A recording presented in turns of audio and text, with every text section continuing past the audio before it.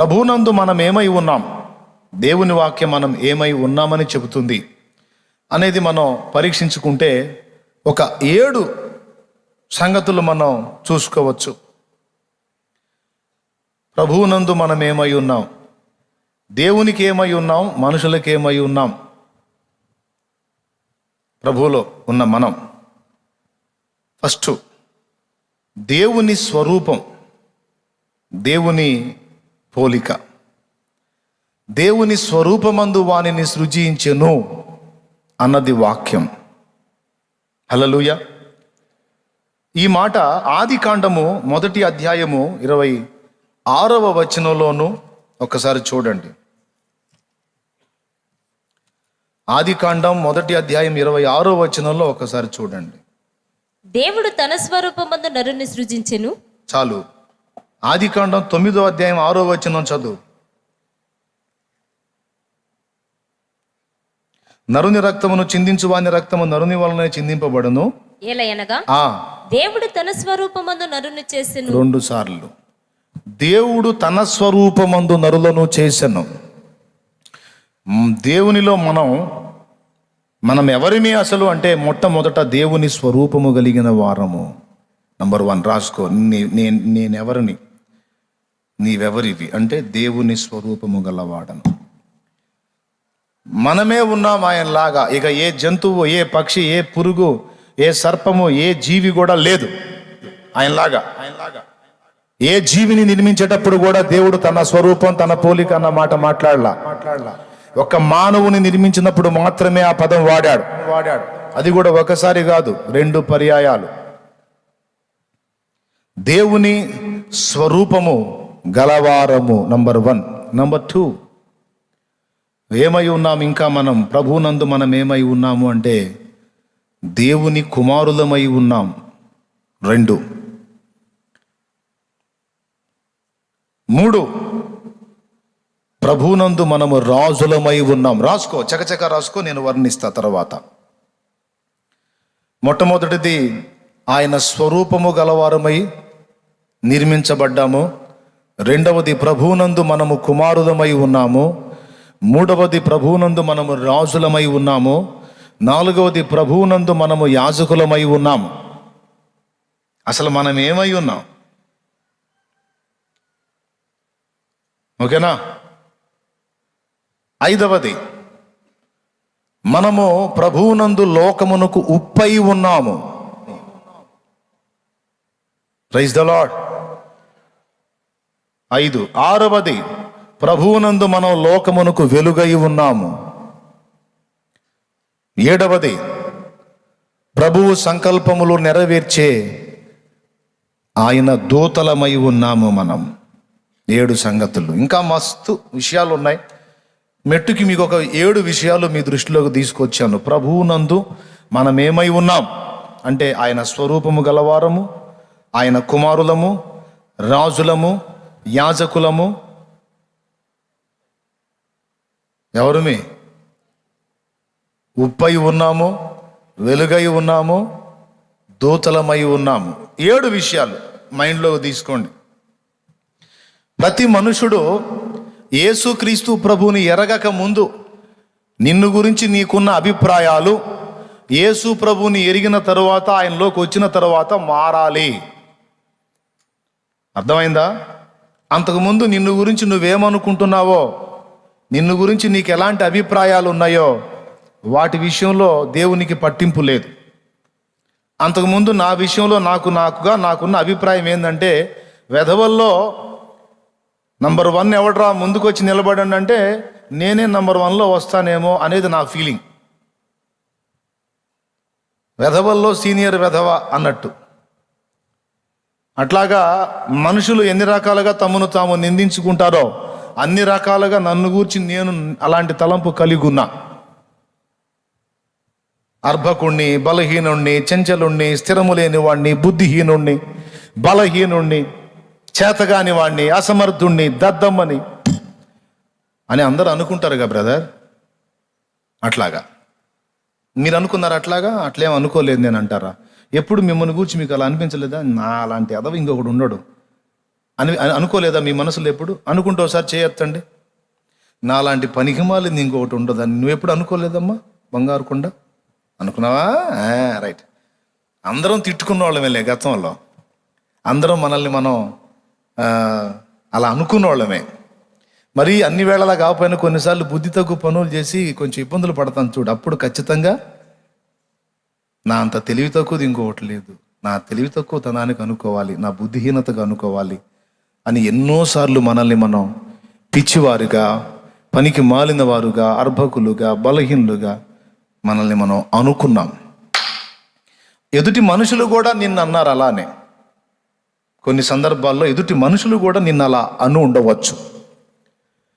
కానీ ఎప్పుడైతే యేసు ప్రభువులోకి నువ్వు ప్రవేశించావో, యేసు ప్రభు రక్తము చేత విమోచింపబడి పరిశుద్ధ పరచబడ్డావో, టోటల్గా నీ విలువలే మారిపోయినాయి.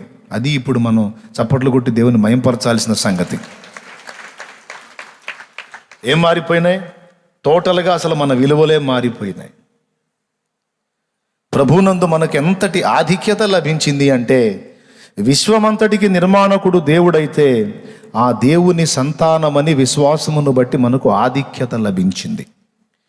యోహాను సువార్త 1వ అధ్యాయము 12వ వచనం, తన్ను ఎందరు అంగీకరించిరో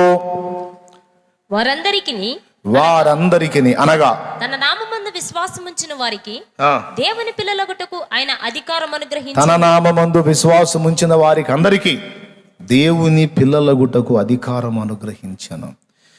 పిల్లరా, సాతాను మనల్ని మోసం చేసే ప్రక్రియల్లో ఇదొకటి. క్రీస్తుకు వెలపట గతంలో, క్రీస్తు ఎరగని స్థితిలో మనల్ని గూర్చి మనకి ఏ అభిప్రాయాలు ఉన్నాయో, క్రీస్తులోకి వచ్చిన తరువాత కూడా వాడు మనల్ని అదే అభిప్రాయాల్లోకి తీసుకెళ్ళడానికి ప్రయత్నం చేస్తాడు. అర్థమైందా? కాలేదా? క్రీస్తునందు ఉండక మునుపు గతంలో మనకి ఏ అభిప్రాయం ఉందో, ప్రభువులోకి వచ్చిన తరువాత కూడా అదే అభిప్రాయంలోనికి మనల్ని నెట్టడానికి వాడు ప్రయత్నిస్తాడు. గొర్రెలు కాసేవాడు రాజు అయ్యాడు. గొర్రెలు కాసేటప్పుడు ఆ ప్రవర్తనే కనపరచాలి. రాజుగా మారినప్పుడు కూడా నేను కర్ర తీసుకొని గొర్రెలకు పోతానంటే కుదరదు. ఎట్ట కుదిరిద్ది? గొర్రెలకు పోయినప్పుడు కర్ర, రాజు అయినప్పుడు ఖడ్గం. మరిపోలా? గొర్రెలకు పోయినప్పుడేమో ఏదో ఒక అంగి, ఆ పై వస్త్రం. రాజు అయినప్పుడు కిరీటం, దానికి తగ్గ గెటప్. ఏంటి? గొర్రెలకు పోయినప్పుడు ఒక్కడే, రాజు అయినప్పుడు సైన్య పరివారం, సమూహం. మారిందా లేదా? దావీదు రాజయ్యాక కూడా కర్ర తీసుకొని నేను గొర్రెలకు పోయేస్తాను అని పోయాడా? లేకపోతే నేను రాజునైనా సరే గొర్రెలు కాసేవాళ్ళగానే ఉంటాను అని ఏమన్నా అదే పాత గెటప్ మెయింటైన్ చేశాడా? లేదు. గతం గతః. ఆ స్థితి మార్చి దేవుడు మరొక నవీన స్థితిని నాకు ఇచ్చాడు కనుక ఈ స్థితిని నేను మెయింటైన్ చేయాలి. అయితే ఆ దీనత్వాన్ని మాత్రం పోనీయకూడదు. ఏ స్థితిలో నుంచి నన్ను దేవుడు ఇట్లా తెచ్చాడో అది మాత్రం మర్చిపోకూడదు. అదొక్కటి గుర్తుపెట్టుకుంటే చాలు. స్తోత్రం చెప్పండి గట్టిగా. కానీ ఏ స్థితిలో ఉన్న నిన్ను ఏ స్థితిలోకి దేవుడు తీసుకొచ్చాడో ఆ రెండవ స్థితిని మర్చిపోకుండా గుర్తుపెట్టుకోవాలనేది నేను మేజర్గా మీకు చూపిస్తున్నా. ఎందుకంటే యేసు ప్రభువును నమ్ముకొని క్రీస్తు రక్తంలో కడగబడ్డ తర్వాత కూడా కొంతమంది తమను గూర్చి తాము నేను పెద్ద ఎదవనే, నేను అట్టంటోండి, నేను ఇట్టంటోండి, నేను అంత బలహీనుండి, నేను బలహీనురాల్ని, నేను అలాగా, నేను ఇలాగని వారిని గూర్చి వారు చెప్పుకోవటం నేను విన్నాను. నేను అంటున్నా, నువ్వు అలా చెప్పొద్దు. ఎందుకంటే అది నీ గతం, క్రీస్తుకు పూర్వం అనుభవం అది. ఇప్పుడు క్రీస్తులో నీ విలువలు మారిపోయాయి. ఒకప్పుడు నువ్వు దేవునికి సంబంధించిన వాడివి కావు, కానీ ఈరోజు దేవుని కొడుకువి నువ్వు, కూతురువి నువ్వు. ఒకప్పుడు లోకానికి ఎందుకు కొరగాని వ్యక్తివి నువ్వు, కానీ ఈరోజు లోకానికి ఉప్పువు నువ్వు. ఉప్పు గురించి మీకు తెలుసు కదా? ఏం తెలుసు?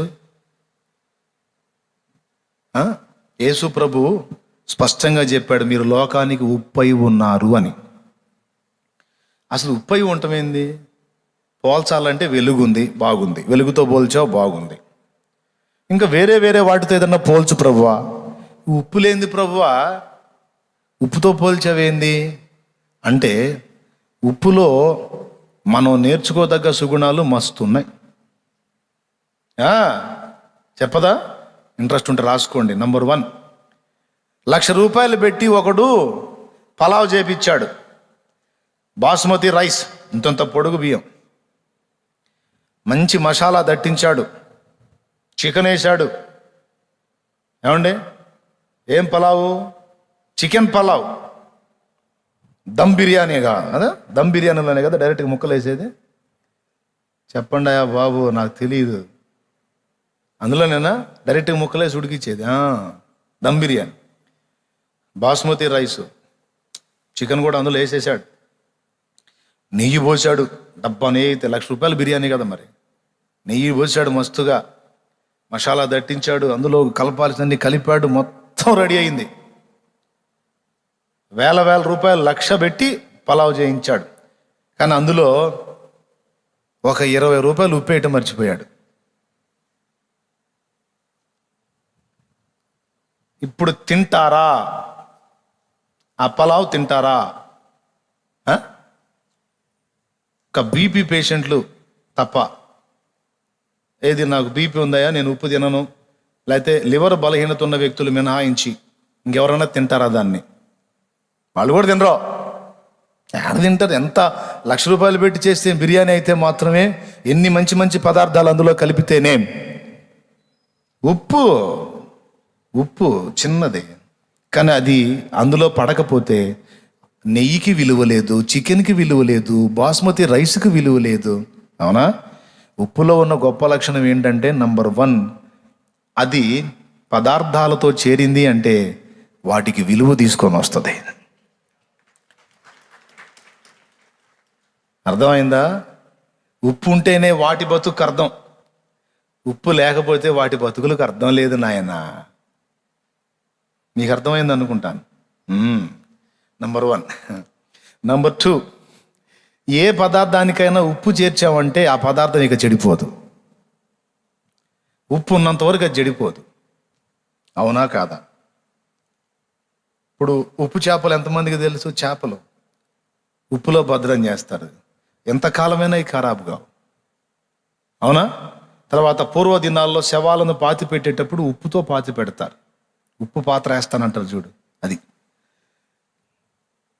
ఉప్పుతో పాతి పెడితే సంవత్సరాలైనా సరే శవం ఖరాబు కాదు. ఉప్పు ఉన్నంత వరకు దానికి ఏ బ్యాక్టీరియా సోకదు, ఏ క్రిమి అంటదు. ఉప్పు పోయిందంటే అది ఖరాబ్ అయింది. అవునా కాదా? పోయి శవాలతో ఎందుకులే కానీ చేపలతో పోలుద్దాంలే. చేపల విషయంలో చేపని ఉప్పుతో భద్రం చేసినప్పుడు, అదే ఒక చేపే కాదు ఏదైనా ఖరాబ్ అయిద్దా? గట్టిగా చెప్పాలి, ఖరాబ్ కాదు. అంటే దాని సాంగత్యంలో ఎవరైతే ఉంటారో ఆయా పదార్థాలని చెడిపోకుండా కాపాడే తత్వం కలిగింది ఉప్పు. అవునా? మీరు లోకమునకు ఉప్పై ఉన్నారు అన్నాడు మన అద్వితీయ ప్రభు, మన ప్రభు. ఉప్పై ఉన్నారు అన్న దానిలో ఎంత మ్యాటర్ ఉంది అంటే, నువ్వు కుటుంబంలో ఉన్నా, సమాజంలో ఉన్నా, నీ జీవితం ద్వారా కుటుంబానికి, సమాజానికి విలువ తీసుకొచ్చే వ్యక్తిగా మారిపోవాలి రబ్బాయ్ అంటున్నాడు. 2 ఏమంటున్నాడు? నీ సహవాసంలో ఎవరైతే ఉంటారో వాళ్ళు నిన్ను బట్టి చెడిపోయే పరిస్థితుల్లో ఉంటే నువ్వు ఉప్పు కాదు. నీ సహవాసంలోకి ఒక చెడిపోయిన వాడు వచ్చినా కూడా నీ సహవాసం పట్టినాక వాడు బాగుపడేటట్టు నువ్వు కానీ బతకగలిగితే ఇదిగో నువ్వు ఉప్పు అన్నాడు. అర్థమైందా? మన సహవాసానికి ఒకడు వచ్చాడు అంటే బాగుపడాలా, వాడికి చెడిపోకూడదు. అది ఉప్పు లక్షణం. 2. 3, పదార్థాల్లో ఏ పదార్థం కూడా కలిసిపోదు, అన్నిటిలో కలిసిపోదు. కానీ ఉప్పు కలిసిపోతుంది. ఎలాగా? ఇప్పుడు పప్పుచారే తీసుకుందాం. నూనె పోస్తారు, తెట్టెలు పైన కనపడతానే ఉంటుంది. పసుపు వేస్తారు, కనపడుతుంటుంది. కారం వేస్తారు, కనపడుతుంటుంది. కరివేపాకు వేస్తారు, కనపడతానే ఉంటుంది. తాలింపు గింజలు ఎన్ని రకాలు వేస్తారు, ఆవాలు, జీలకర్ర, అవునా, ఎన్ని రకాలు ఎన్ని వేస్తారు కదా, మొత్తం కనపడతానే ఉంటాయి. అందులో కనబడని పదార్థం ఒకే ఒక్కటి, ఉప్పు. దేవునికి స్తోత్రం కలుగును గాక. హల్లెలూయా. ఇవన్నీ పప్పుచారులోనే ఉంటాయి. మళ్ళీ దానికి నీకు నాకు సంబంధం లేదు, ఇదిగో నీ అన్నట్టు ఉంటుంది కాదా? పప్పుచారు చేసిన వాళ్ళు ఎంతమంది చేతులు ఎత్తండి. ఇప్పుడు నేను చెప్పినవన్నీ దాన్ని సపరేట్గా కనబడతాయా, కనబడవా? కారం కనపడిద్దా లేదా? లేకపోతే మా ఇంట్లో చేస్తారు, రెగ్యులర్గా చేస్తారు, మీకు చూపిస్తారండి. పసుపు కనపడుతూనే ఉంటుంది, దాన్ని సపరేట్గా కనపడుతూనే ఉంటుంది.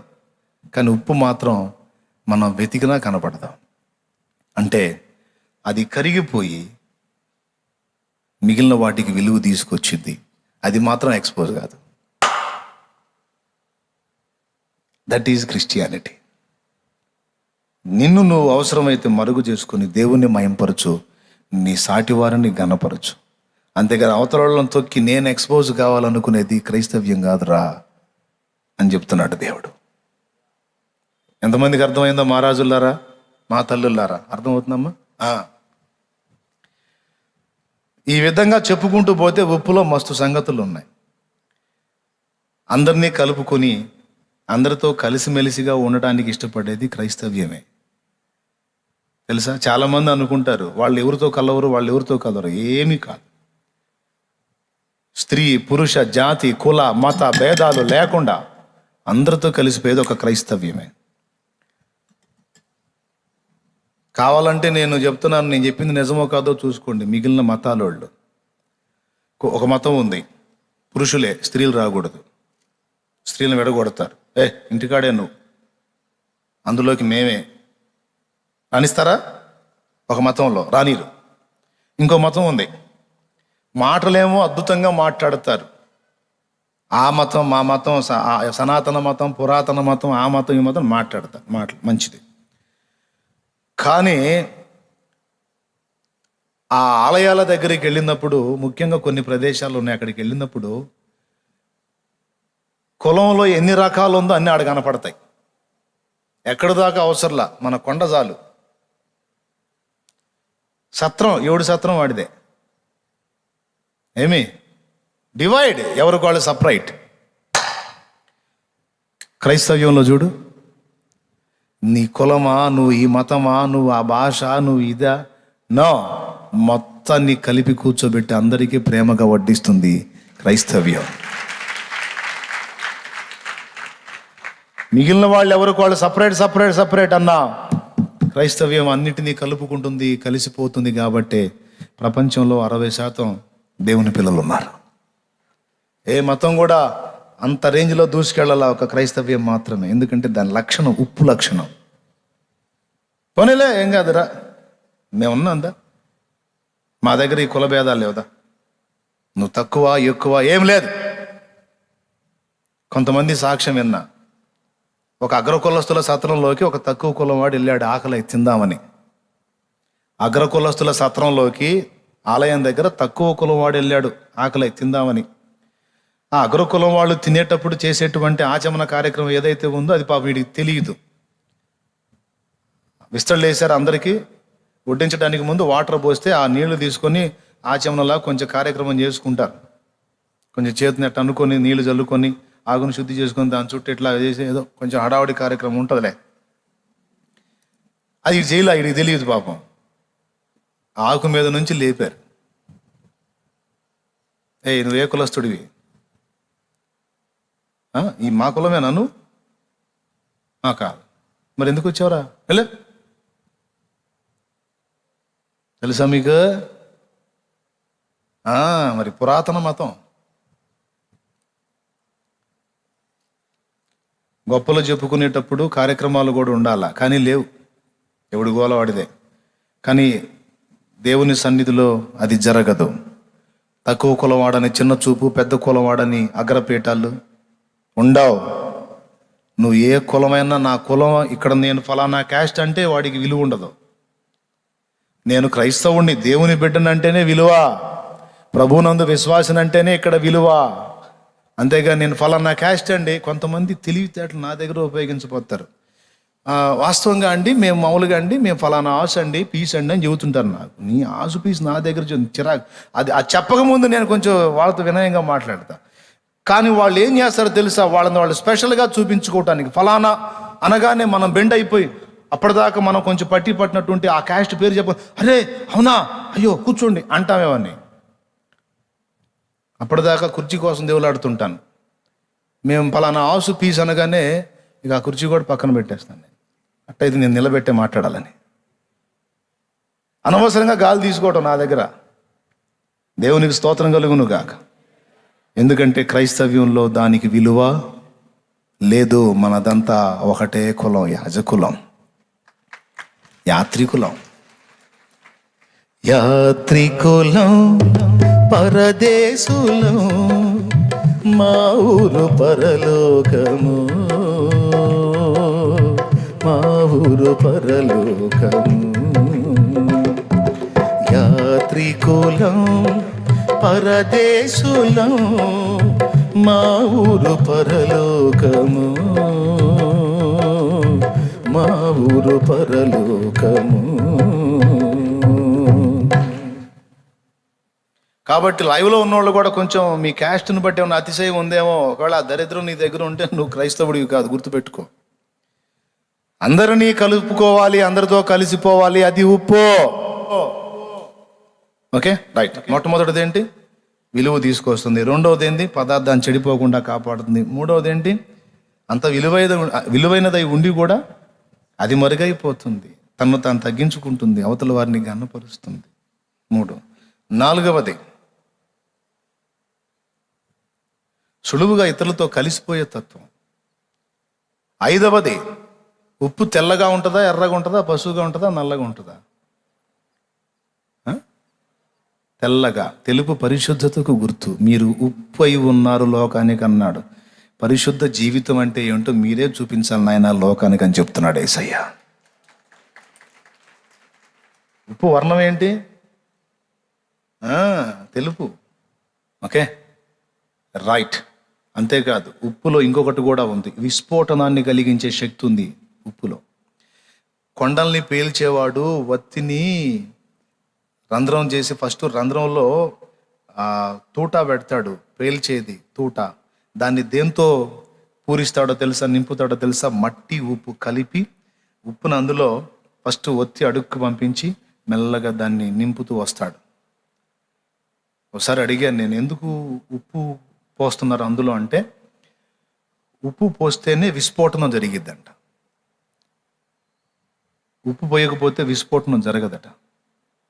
పొయ్యిలో కూడా మనం ఉప్పు గళ్ళేసి చూడండి, పట్మంటది. ఎప్పుడంటే ట్రై చేశారా? చిన్నప్పుడు అట్లాంటి పనులు చేసేవాడిని నేను. ఇది అందులో వేస్తే ఎట్లా వస్తుంది, ఇందులో పరిశోధన. ఒకసారి అంత ఉప్పు అయితే తీసి పొయ్యిలో పోసా, అంతంత రవ్వలా లేచి ముఖం పగిలింది. పట్ పట్ ముఖం చిటా కొడుతోంది. అక్కడ నుంచి జంపు నేను. దేవునికి స్తోత్రం. క్రైస్తవుడు తను తెలుసుకున్న సత్యాన్ని తనలోనే దాచుకునేవాడుగా గాక, సత్యాన్ని బాంబు బ్లాస్ట్ అయినట్టు విస్ఫోటనం చెందించేవాడుగా ఉంటాడు. వాడు ఉప్పు. తనతోనే ఉంచుకొని తనలోనే పెట్టుకునేవాడు కాదు. ఉప్పు విస్ఫోటనం చేయాలి, విస్తరింపజేయాలి, అనేక మందికి దాన్ని అందించాలి. 6, 7 ఇన్ని మంచి విషయాలున్న ఉప్పు. నెయ్యి కిలో ఎంత? 120. బాస్మతి రైస్ కిలో ఎంత? అది ఉంటుంది. ఏ వస్తువైనా చూడు, కిలో అంటే ఇక విపరీతంగా ఉంటుంది. కానీ కిలో ఉప్పు ఎంత ఉంటుంది సోదరా? మహా ఉంటే ఒక 5 రూపీస్ ఉంటుందా? ఇన్ని విలువలు, 1,00,000 రూపాయలుగా 10 లక్షలు పెట్టి ఉండే పలావుకైనా ఉప్పే విలువ తెచ్చేది. కానీ అంత విలువ కలిగించే ఉప్పు మాత్రం ఎంత అందుబాటులో ఉంటుందో చూడు సామాన్యుడికి కూడా. బాబా చప్పట్లు కొట్టాలి అనిపించదు మీకు? అనిపించదో? పేదవాడికి, ధనికుడికి, అందరికీ అందుబాటులో ఉంటుంది. క్రైస్తవుడు అంటే ఏదో ఒక దానికి ఒక శాఖకు చెందినట్టు, ఒక స్థాయికి చెందినట్టు ఎక్కడో కూర్చోవటం కాదు. అందరికీ అందుబాటులో ఉండేవాడు క్రైస్తవుడు. యేసయ్య అంతే కదా. నీ సృష్టిలో ఈ లోకమే నీవు మాకు ఇచ్చిన సత్రమయ్యా. పాడు. ఈ సృష్టిలో ఈ లోకమే నీవు మాకు ఇచ్చిన సత్రమయ్యా. ఆ సత్రములో యేసయ్యా నీకు స్థలమే దొరకలేదయ్యా. ఎంత దీనాతి దీనము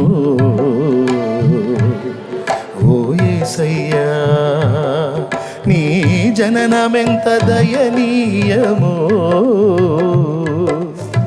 తలుచుకుంటే నా గుండె తడబడి కరిగి కరిగి నీరగుచున్నది. ఎంత దీనాతి దీనము ఓ యేసయ్యా. దేవునికి మహిమ. ఒక ఉప్పులోనే ఇంత మ్యాటర్ ఉంటే మిగిలిన 6 ఇంట్లో ఎంత మ్యాటర్ ఉంటుందో అవన్నీ చెప్పుకునేటప్పుడు తెల్లారిద్దిలే. దేవునికి స్తోత్రం.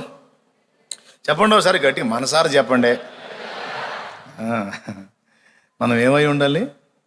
ఏమై ఉన్నారు అన్నాడు ఆయన. ఉండాలి అనలా, ఉన్నారు అన్నాడు. ప్రభువునందు మనకు వచ్చిన ఆధిక్యతలో ఒకటి, మీరు ఉప్పురా లోకానికి అన్నాడు. నిజంగా మీరు నాలో ఉంటే లోకానికి మీరు ఇలా ఉంటారని చెప్పాడు. ఉండండి కాదు, ఇంతే ఉంటారు మీరు నిజంగా నా సంబంధులు అయితే.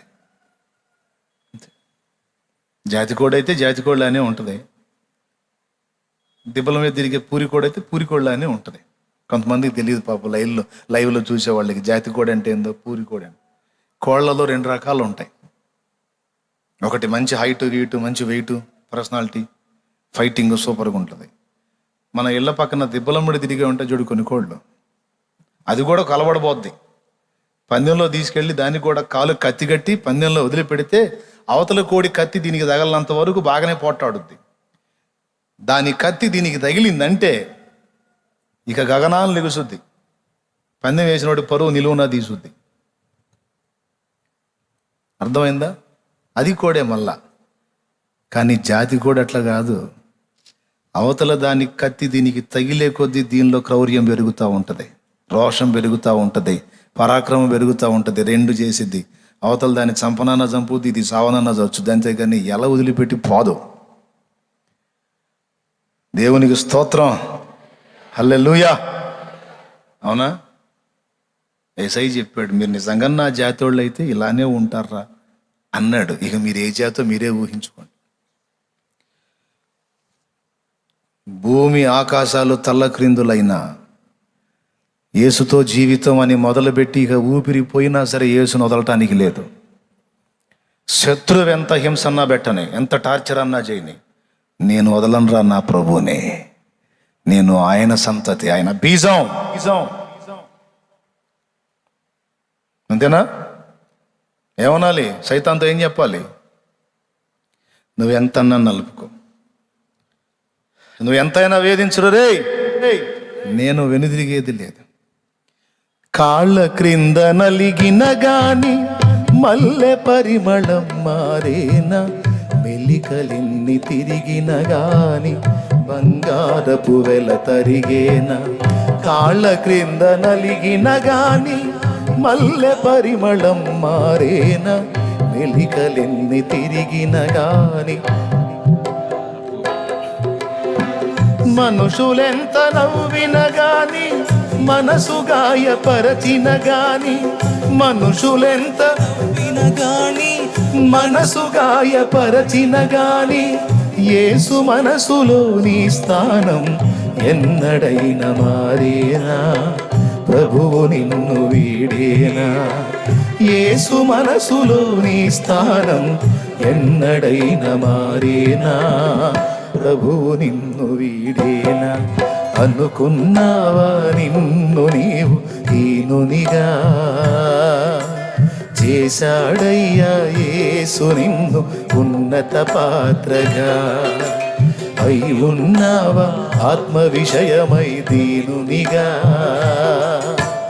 అందుకోసమే నచ్చావయ్య యేసుకు అంతగా. నువ్వు యేసు జాతివాడివైతే, యేసు సంబంధివైతే ఇంక నువ్వు ఇంతే ఉంటావు అంతే అంటాడు. ఉప్పులాగానే ఉంటావు, తప్పుడు బతుకవు, తప్పుడు క్రమంలో ఉండవు, తప్పు దిద్దేవానివిగా ఉంటావు, తప్పు దిద్దేదానివిగా ఉంటావు అని ఆయన మనమేంటో చెప్తున్నాడు ప్రభువులో. ఇంకా ఏం చెప్పాడు? లోకానికి వెలుగు. మరో చోట కూడా అంటాడు పత్రికలో, జీవవాక్యమును చేతబట్టుకొని లోకమందు మీరు జ్యోతులై ఉన్నారు అన్నాడు. జ్యోతులై. నా ప్రార్థన కూడా అదే, నువ్వు అన్నావుగా నన్ను జ్యోతి అని, అలాగే నేను వెలగటానికి సహాయం చే. ప్రతిదినము నీ యొద్దకు ఆకర్షించి ప్రభువా నిన్ను ప్రార్థింపక ప్రేరణనిచ్చి, ప్రతి చోట నీకై జ్యోతిగా నిలిపి, ప్రతి చోట నీకై జ్యోతిగా నిలిపి, పరిశుద్ధాత్మతో నన్ను నింపుమా, పరిశుద్ధాత్మతో నన్ను నింపుమా, ఆరాధనే చేయనా, ఆనందమే పొందనా, ఆరాధనే చేయనా, ఆనందమే పొందనా. దేవా నా దేవుడవు నీవేనని, నామది నేలేరా రాజువు నీవేనని, నా దేవా నా దేవుడవు నీవేనని, నామది నేలేరా రాజువు నీవేనని. దేవునికి స్తోత్రం. ప్రభు సంబంధి అయితే చెప్తూనే ఉంటావు, చెప్పే విధంగానే నడుచుకుంటావు, చెప్పించుకునే స్థితిలో ఉండటానికి ఇష్టపడవు, ముందుగానే నిన్ను నువ్వే విమర్శించుకొని జాగ్రత్తగా బ్రతకడానికి ఇష్టపడతావు. ఎంతమందికి అర్థమవుతుందో? ఆ లైవ్లో ఉన్నవాళ్ళు ఉన్నారా? మనోళ్ళు ఎవరు లైవ్లో? జాగ్రత్తగా వినండి. నువ్వు ఉప్పువి అన్నాడు, నువ్వు వెలుగువి, జీవవాక్యము చేతబట్టుకుని లోకములో నీవు జ్యోతివై ఉన్నావు అన్నాడు. అంటే అంధకారము నిండిన లోకంలో ఏది సత్యమో ఏది అసత్యమో, ఏది జీవితమో, ఎలా బతకాలో ఎలా బతకకూడదో, ఎలా ఉండాలో ఎలా ఉండకూడదో తెలియదు. వాళ్ళు చీకట్లో ఉన్నారు.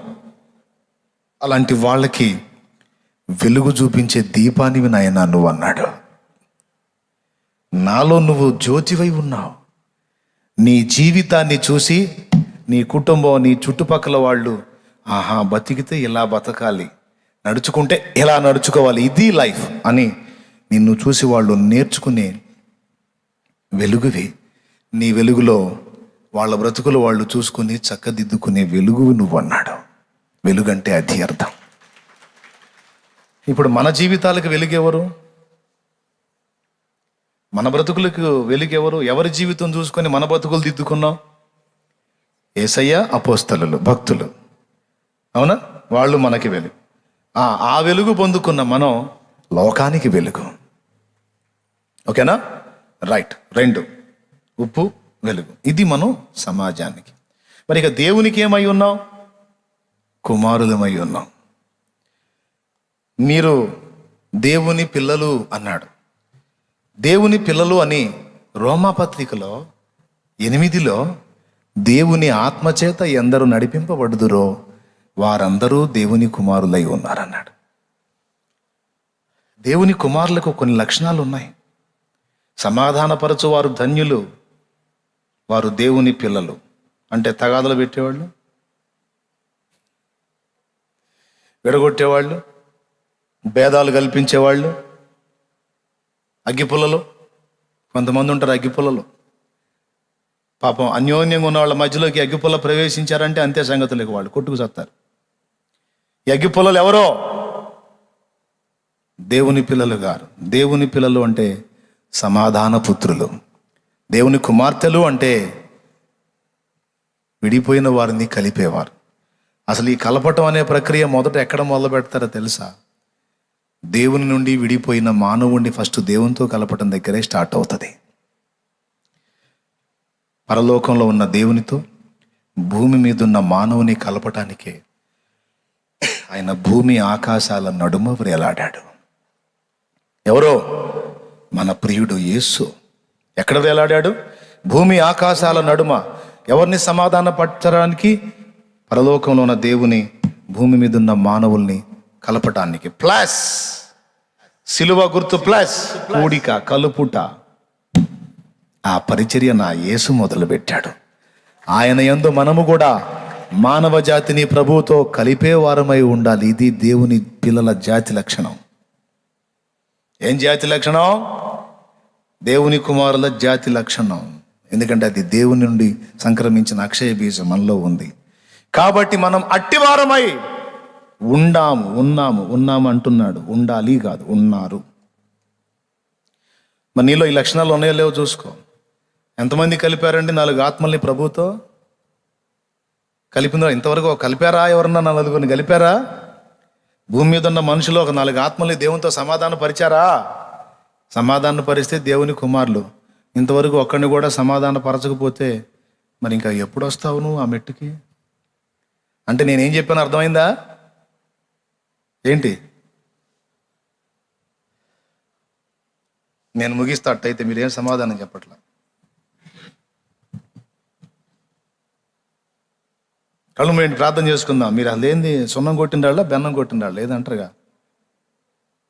చెప్పండి, మీరు ఎవరినైనా కలపలేదా అంటే అర్థమైంది? 4 ఆత్మల్ని రక్షించారా అని అడుగుతున్నా. ఎంతమంది రక్షించారు? అన్నా నేను 4 కాపాడానన్నా, ప్రభుతో సమాధాన పరిచానన్నా, 4 ఆత్మలు రక్షణ పొందినాయి అన్న నా వల్ల, నన్ను దేవుడు వాడుకున్నాడన్నా అని ఎంతమంది చెప్పగలరు? ఒకవేళ మీరు చెప్పే స్థితిలో లేకపోతే కనీసం ఇక నుంచన్నా మొదలు పెట్టాం. దేవుని నుండి విడిపోయి దారి తెన్ను దిక్కు దశ తెలియక తిరుగుతున్న మానవాళిని దేవునితో కలపటానికి తప్పించేవాడే దేవుని కుమారుడు, దేవుని కుమార్తె. ఆ మనసు మనలో లేకపోతే మనం ఆయన సంబంధమో కాదో అనుమానమే. ఓకేనా? దేవుని ఆత్మచేత నడిపించబడాలి. ఏమై ఉన్నాం మనం? ఆయన కుమారులం. ఇంకా ఏమై ఉన్నాం? ఆయన సేవ చేసి ఆయన చిత్తము నెరవేర్చే దూతలం. తన దూతలను చూడండి. హెబ్రీ పత్రిక 1వ అధ్యాయం, తొందరగా, టైం లేదు, అయిపోయింది సమయం, ఓన్లీ 5 minutes. హెబ్రీ పత్రిక 1వ అధ్యాయము 8వ వచనం చూడమ్మా. 7-8 వచనాలు. తన దూతలను వాయువులుగాను తన సేవకులను అగ్నిజ్వాలలుగాను చేసుకునివాడు. అదుగో తన దూతలు ఏమై ఉన్నారు? వాయువులు. తన సేవకులు అగ్ని జ్వాలలో. అగ్ని అన్నిటినీ దహిస్తుంది కానీ అది దేని చేత మలినపరచబడదు. సో మాలిన్యం అంటకుండా జాగ్రత్త పడే అగ్నిరా మీరు అంటున్నాడు ఆయన. మీకు నా నుండి కలిగింది ఇది, నాలో మీరు ఇదై ఉన్నారు అన్నాడు. అర్థమైందా? నేను ఎదవనే, అబ్బే నేను అట్లా, నేను ఇట్టా, ఇది కాదు. ప్రభువునందు నాకు లభించిన ఆధిక్యత ఏమిటి? ప్రభువునందు నేను ఏమై ఉన్నాను అనే స్పర్శ నీకు ఉండాలి. ఇప్పుడు నాకు 2 కొడుకులు ఉన్నారు. ఒక చిన్న మాట చెప్తా. నేనెవరిని? ఎవడో మాకెందుకు అన్నట్టు చూస్తున్నారు ఏంది? చెప్పండి, నేనెవరిని? నేనెవరినో కూడా మీకు తెలియదు. మరి నోరు తెరవరేంది మీరు? ఎవరు తమ్ముడు? నేనెవరిని? సేవకుండా దైవజనుడు అంట తమ్ముడు చెప్తున్నాడు. ఇప్పుడు నాకు 2 కొడుకులు ఉన్నారు. ఇప్పుడు వాళ్ళు లోకస్తులు పడ్డ పాటలు పడొచ్చా? పడితే ఏంది? నా పిల్లలు మాత్రం మనుషులు కాదా? వాళ్ళకి మాత్రం కోరికలు లేవా? మీరు పడ్డ వేషాలన్నీ నా పిల్లలు పడితే తప్పేంది అని నేను అంటాను. మీరేమంటారు? ఇప్పుడు ఫ్యాషన్ డ్రెస్సులు ఉన్నాయండి. ఆడపిల్లల్ని దేవుడు ఇవ్వలేదు, 2 మగపిల్లల్ని ఇచ్చాడు. సరే, ఆడపిల్లలు కూడా ఉన్నారు అనుకుందాం. ఇప్పుడు కొంతమంది పిల్లలకి వేస్తున్నారే పనికి మాలిన డ్రెస్సులు, ఫ్యాషన్ డ్రెస్సులు. అలాగే నేను నా కూతురు కూడా వేసుకుంటా, నీకేంది? మా పిల్లలు మగపిల్లలు ఉన్నారు అనుకుందాం. ఇప్పుడు ఇక్కడెక్కడ ప్యాంట్లు చినిగిపోయినాయి, గోనెపట్ట ప్యాంట్లు ఉన్నాయి కదా, చినిగిపోయినాయి. అది ఫ్యాషన్. అది గోనెపట్ట ప్యాంట్లు ఉన్నాయి కదా, ఏంటి వాటి పేరేంది? టార్బో జీన్సా? తార్ జీన్సా? అంటే తారుబాలు పట్టతో కుట్టినట్టున్నారు అవి. ఏమి ఏదో నేను చెప్పే గోనెపట్ట ప్యాంట్లని, అది కూడా ఏమన్నా పద్ధతిగా ఉందా? ఏడకాత దించుకొని అదేంటంటే ఫ్యాషన్ అంట. అదేం ఫ్యాషన్ అంట? సరే, మా వాళ్ళకు కూడా తర్వాత కటింగ్, సినిమా మారినప్పుడల్లా ఈ అవతారం మారుతూ ఉంటుంది. ఆ మధ్య ఒక సినిమా వచ్చింది, ఇటుపక్క కట్ చేసి మధ్యలో 4 పీసులు పెట్టాడు ఇట్లా, అదొక జాతోడిలాగా. ఏందిరా అంటే నాన్నకు ప్రేమ అంటున్నాడు. నానా రకాల గడ్డి తింటున్నా వీడు పట్టించుకోడు, కానీ 2 పీసులు పెట్టి నాన్నకు ప్రేమ అంటున్నాడు. ఏం ప్రేమ అది?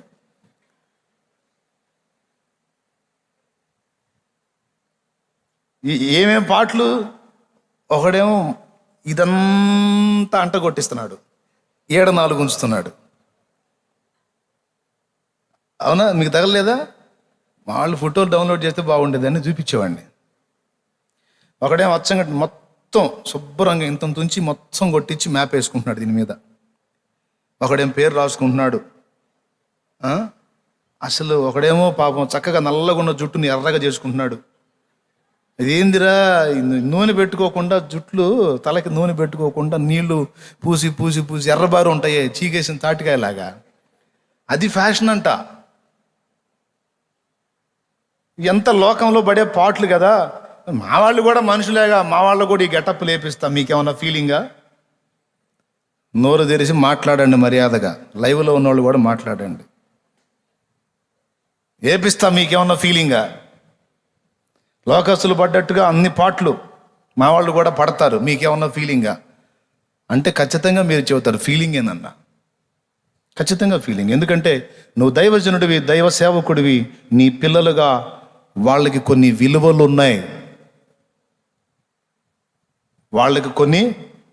ఉన్నాయి, ఒక సామాన్యుడి సంతానాన్ని లెక్కేసినట్టు మీ సంతానాన్ని మేము లెక్కేయలేం. దైవజనుడిగా మాకు నువ్వెంత గౌరవనీయుడవో, గౌరవ పాత్రుడవో, నీ సంతానముగా ఉన్న వారు కూడా మాకు గౌరవ పాత్రులే. మా అందరికీ నువ్వు దైవజనుడిగా ఎలా మాదిరివై ఉన్నావో, నీ సంతానంగా వాళ్ళు కూడా మా పిల్లలకు మాదిరి. దేవునికి స్తోత్రం కలుగును గాక అని మీరు అంటారు. ఇప్పుడు నా పిల్లలు నా దగ్గరకు వచ్చి, డాడీ అందరూ అలా ఉంటున్నారు, మేము ఇలా ఎందుకు ఉండాలి అని నన్ను అడిగితే నేనేం చెప్పాలి? మీ కర్మరా, మీ కర్మ, నా కడుపును పుట్టినందుకు మీ కర్మరా అని నేను అనాలా? దేవుడిది మీకు ఇచ్చిన ఆధిక్యత నాయన, కర్మ కాదు, ఆధిక్యత. తెలుసా? ఒక దైవజనుడి సంతానం అంటే వాడు ఒక ధన్యత పొందుకున్నట్టే. హల్లెలూయా. ఇక ఎవరికి ఉంటుంది ఆ విలువ? ఎవ్వరికి ఉండదు. ఒక దైవజనుని హృదయపూర్వకంగా ప్రజలు గౌరవించినట్టే ఆయన సంతానాన్ని కూడా గౌరవిస్తారు. నేను ఎలాగ పెద్దలకు మాదిరై ఉన్నానో పిల్లలకి మీరు మాదిరి నాయన. అది ఇబ్బందిగా మీరు భావించకండి, ధన్యతగా స్వీకరించండి. ఈరోజు కొంతమంది ఫీల్ అవుతున్నారు, అనవసరంగా బాప్తీసం పొంది అన్నీ ఆపుకోవాల్సి వచ్చింది, లేకపోతేనా ఏందో వీడు పోగొట్టుకున్నట్టు, వీడు తలకాయ పోయిందా బాబు? అనవసరంగా బాప్తీసం పొంది బోల్డని పోగొట్టుకున్నావా? ఏం పోగొట్టుకున్నావు? వెధవ జీవితాన్ని తీసుకొచ్చి ఘనునిగా చేసి నిన్ను రాజుగా చేసిన ఆధిక్యత. యేసు సంతానం, దేవుని సంతానం నువ్వు. నా పిల్లలు దానికి తగ్గట్టే బతకాలా, బతకొద్దా? నాకు తగ్గట్టే బతకాలిగా. ఒకవేళ వాళ్ళు లోకానుసారులుగా నడుచుకుంటే ఇబ్బంది ఎవరికి? అవమానం ఎవరికి? పెద్దగా చెప్పండి, మీకు దండం పెడతా. నాకు నీరసం వస్తుంది ఇప్పుడు మూడోసారి. ఎవరికి అవమానం, ఎవరికి తలనొప్పి? వాళ్ళు లోకస్తులు పడ్డ పాటలన్నీ పడతా దరిద్రపు వేషాలు వేస్తూ ఉంటే వాళ్ళకి ఏముంటుందో నాకు తెలియదు, కానీ నేను ఇట్టు పట్టుకొని కూర్చోవాలి. ఎందుకు? ఎఫెక్ట్ నాకు. మాకు నీతి చెబుతున్నాడు, పిల్లల్ని మాత్రం క్రమంగా నడిపించలేకపోయాడు అని. కాబట్టి బిడ్డల్ని బట్టి తండ్రికి ఘనత రావచ్చు, బిడ్డల్ని బట్టి తండ్రికి అవమానం కూడా రావచ్చు. ఇది ఎట్లానో దేవుని పిల్లలంగా మన ప్రవర్తనను బట్టి ఆయనకి అవమానం రావచ్చు, లేదా ఘనత కూడా తేవచ్చు. ఎందుకంటే మనం ఆయన సంతానం, ఆయన దూతలం, అగ్ని జ్వాలలం. తర్వాత ఏమన్నాడు? రాజులం అన్నాడు. రాజు అంటే పాలించేవాడని అర్థం. పాలించబడేవాడు దాసుడు, బానిస. మనల్ని ఏమని పిలిచాడో తెలుసా? నా యందు మీరు రాజులయ్యా. ఒకప్పుడు అన్ని మిమ్మల్ని ఏలినాయి, లోకం, పాపం, శరీర వ్యామోహాలు, మనుషులు మిమ్మల్ని ఏలారు. ఇప్పుడు నా యందు మీకు స్వేచ్ఛ లభించింది. ఇప్పుడు అన్నిటినీ ఏలటానికి నా ఆత్మశక్తి మీకుంది. ఇప్పుడు మీరు రాజులు అన్నాడు. ఇంకా నువ్వు పాపం చేత ఏలబడుతున్నావు అంటే దాసుని స్థితిలోనే ఉన్నావు, ఇంకా రాజువు కావాలి రాజు. మీరు యాజకులు అన్నాడు. యాజకులు అంటే ఏంటో తెలుసా? ఇశ్రాయేలు సర్వ సమాజం దేవుని సమీపించినా సమీపించకపోయినా యాజకుడు అనేవాడు ఎవ్రీడే దేవుని మహింపరుస్తూ ఉండాలి, దేవుని సన్నిధిని కార్యంలో చక్కబెడుతూ ఉండాలి, దేవుని సమీపిస్తూ ఉండాలి. భూమి మీద దేవుని మహిమపరుస్తూ దేవుని ఉనికిని లోకానికి చాటి చెప్పే యాజకులం మనం. హల్లెలూయా. ఏమై ఉన్నాం?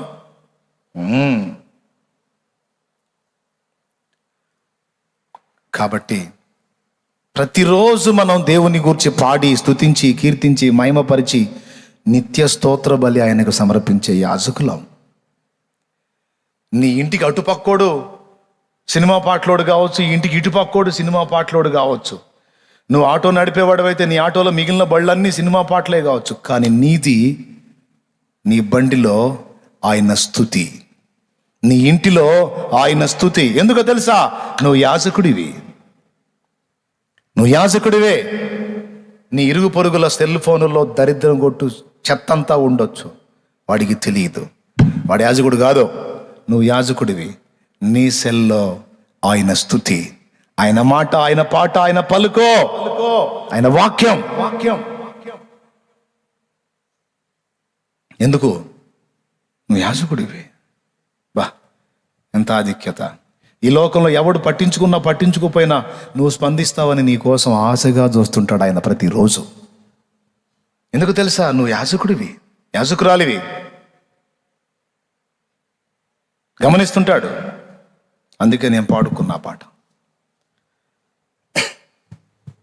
వాళ్ళకు కూడా తెలుసు.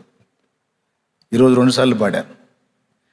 కెరూబులు, సెరాఫులు, మహాదూతలు నిత్యము నిన్ను స్తుతింపగను. కెరూబులు, సెరాఫులు, మహాదూతలు నిత్యము నిన్ను స్తుతింపగను. ఎన్నికలేని నా స్తుతి కోసము, ఎన్నికలేని నా స్తుతి కోసము మిగులాశతో చూచుచుంటివా, మిగులాశతో చూచుచుంటివా. ఆరాధనే చెయ్యనా, ఆనందమే పొందనా,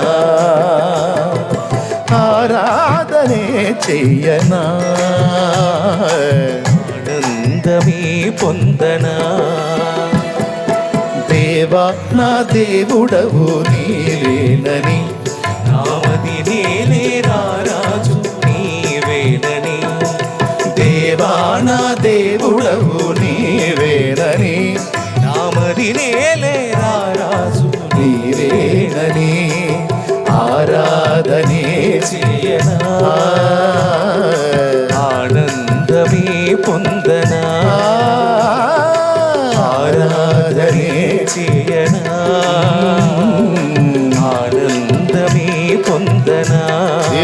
మహిమ. ఇప్పుడు వరుసగా చెప్పండి ఏమై ఉన్నారు.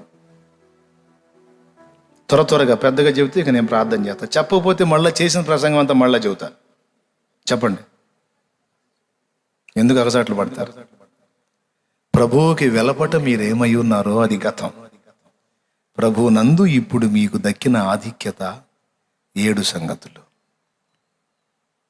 ప్రభువుకి వెలపట ఉన్న జీవితంలో అనుకున్న మాటలు ఇప్పుడు మిమ్మల్ని గురించి మీరు అనుకోవద్దు.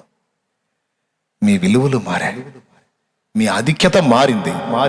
ఇప్పుడు నిన్ను గూర్చి నువ్వు అనుకోవాల్సిందే, నేను దేవుని స్వరూపం పొందటానికి సిద్ధపడుతున్న వాణ్ణి, యేసు పోలికలోకి మార్పు చెందటానికి పిలువబడిన వాణ్ణి, ఆయన కొడుకుని, దేవుని కొడుకుని.